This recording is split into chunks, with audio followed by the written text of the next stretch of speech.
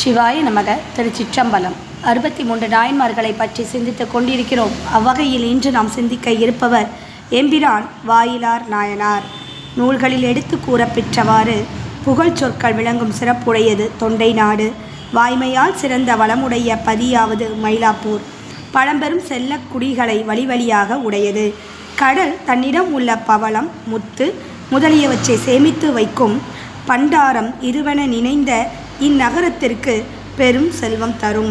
அயல் நாடுகளிலிருந்து கொண்டு வரப்பட்ட யானை கன்றுகள், இளமைத்தன்மை பொருந்திய எருமைகள் இவை கடற்கரையில் படிந்துள்ள கரிய மேகங்களினால் அடையாளம் தெரியாதவாறு இருந்தன.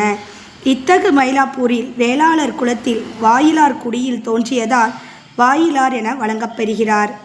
தலைவராகிய சிவபெருமானின் திருத்தொண்டில் அன்பு பொருந்திய விருப்பத்துடன் விளங்கினார். மறவாமை என்னும் கருவியினால் மனமாகிய கோயிலில் இறைவனை எழுந்தருளச் செய்கிறார். சிவஞானம் என்னும் ஒளி வீசும் சுடரினை ஏற்றினார்.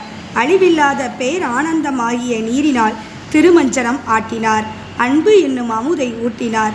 இவ்வாறு அகப்பூசை புரிந்து வாழ்ந்தவர் வாயிலார். நாள்தோறும் இவ்வாறே சிறந்த பூசனை புரிந்த நாயனார் சிவனுலகு சேரும் சிறப்பு பெற்றார் என்பதை நாமும் அறிவோம். நன்றி. சிவாய நமக. திருச்சிற்றம்பலம்.